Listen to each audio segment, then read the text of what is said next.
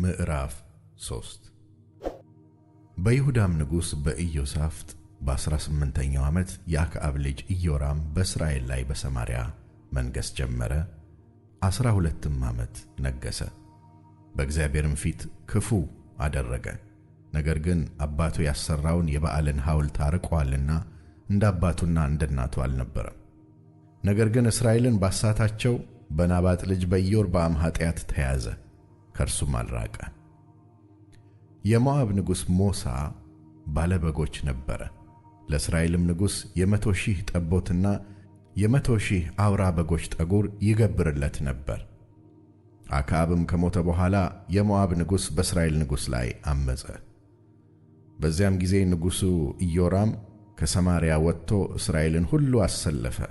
ወደ ይሁዳም ንጉሥ ወደ ኢዮሳፍጥ የሞዓብ ንጉሥ አምጾብኛልና ከኔ ጋር በሞዓብ ላይ ለሰልፍ ትሄዳለህን? ብሎ ላከ። እርሱም እወጣለሁ፣ እኔ እንዳንተ ሕዝቤም እንደ ሕዝብህ ፈረሶቼም እንደ ፈረሶችህ ናቸው አለ። ደግሞም በምን መንገድ እንሄዳለን አለ። እርሱም በኤዶምያስ ምድረ በዳ መንገድ ብሎ መለሰ። የእስራኤል ንጉሥና የይሁዳ ንጉሥ የኤዶምያስም ንጉሥ ሄዱ። የ7 ቀን መንገድ ዞሩ። ለሰራዊቱና ለተከተሏቸውም እንስሶች ውሃ አልተገኘም። ወዮ! እግዚአብሔር በሞዓብ እጅ አሳልፎ ይሰጣቸው ዘንድ እነዚህን 3ቱን ነገሥታት ጠርቶአል አለ። ኢዮሳፍጥም በእርሱ እግዚአብሔርን የምንጠይቅበት የእግዚአብሔር ነቢይ በዚህ አይገኝምን? አለ። ከእስራኤልም ንጉሥ ባሪያዎች አንዱ በኤልያስ እጅ ላይ ውሃ ያፈስ የነበረ የሳፋጥ ልጅ ኤልሳዕ በዚህ አለ ብሎ መለሰ። ኢዮሳፍጥም የእግዚአብሔር ቃል በእርሱ ዘንድ ይገኛል አለ። የእስራኤል ንጉሥና ኢዮሳፍጥ የኤዶምያስም ንጉሥ ወደ እርሱ ወረዱ። ኤልሳዕም የእስራኤልን ንጉሥ እኔ ካንተ ጋር ምን አለኝ? ወደ አባትህና ወደ እናትህ ነቢያት ሂድ አለው። የእስራኤልም ንጉሥ አይደለም፣ በሞዓብ እጅ ጥላቸው ዘንድ እግዚአብሔር እነዚህን 3ቱን ነገሥታት ጠርቶአል አለው። ኤልሳዕም በፊቱ የቆምኩት የሰራዊት ጌታ ሕያው እግዚአብሔርን የይሁዳን ንጉሥ ኢዮሳፍጥን ያላፈርኩ ብሆን ኖሮ አንተን ባልተመለከትኩና ባላየሁ ነበር። አሁንም ባለበገና አምጡልኝ አለ። ባለበገናውም በደረደረ ጊዜ የእግዚአብሔር እጅ መጣችበት፣ እንዲህም አለ።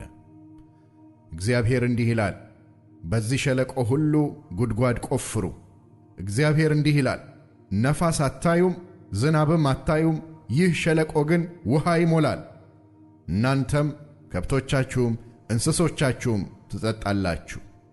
ይህም በእግዚአብሔር ዓይን ቀላል ነገር ነው። ደግሞም ሞዓባውያንን በእጃችሁ አሳልፎ ይሰጣል።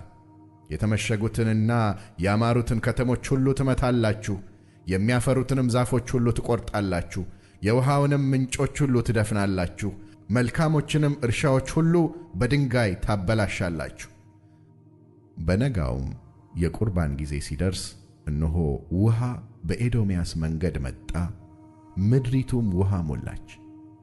ሞዓባውያንም ሁሉ ነገሥታት ሊወጓቸው እንደመጡ በሰሙ ጊዜ በወገባቸው ሰይፍ የሚታጠቁ ሁሉ ተሰበሰቡ።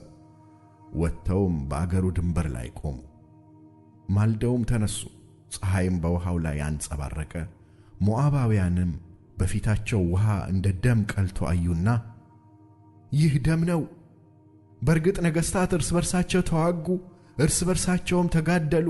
ሞዓብ ሆይ እንግዲህ ወደ ምርኮ ሂድ አሉ። ወደ እስራኤል ሰፈር በመጡ ጊዜ እስራኤል ተነስተው ሞዓባውያንን መቱ፣ እነርሱም ከፊታቸው ሸሹ። ሞዓባውያንንም እየመቱ ወደ አገሩ ውስጥ ገቡ፣ ከተሞችንም አፈረሱ። በመልካሞቹም እርሻዎች ሁሉ ላይ እስኪሞሉ ድረስ እያንዳንዱ ሰው አንዳንድ ድንጋይ ይጥል ነበር። የውሃውንም ምንጮች ሁሉ ደፈኑ፣ የሚያፈሩትንም ዛፎች ሁሉ ቈረጡ። የቂር ሐራሴትን ድንጋዮች ብቻ አስቀሩ፣ ባለወንጭፎች ግን ከበው መቱአት። የሞዓብም ንጉሥ ሰልፍ እንደ በረታበት ባየ ጊዜ ሰይፍ የሚመዙ 700 ሰዎች ከእርሱ ጋር ወሰደ። ወደ ኤዶምያስም ንጉሥ ያልፉ ዘንድ ሞከሩ፣ አልቻሉምም። በዚያም ጊዜ በእርሱ ፈንታ ንጉሥ የሚሆነውን የበኩር ልጁን ወስዶ ለሚቃጠል መሥዋዕት በቅጥሩ ላይ አቀረበው። በእስራኤልም ዘንድ ታላቅ ቁጣ ሆነ። ከዚያም ርቀው ወደ ምድራቸው ተመለሱ።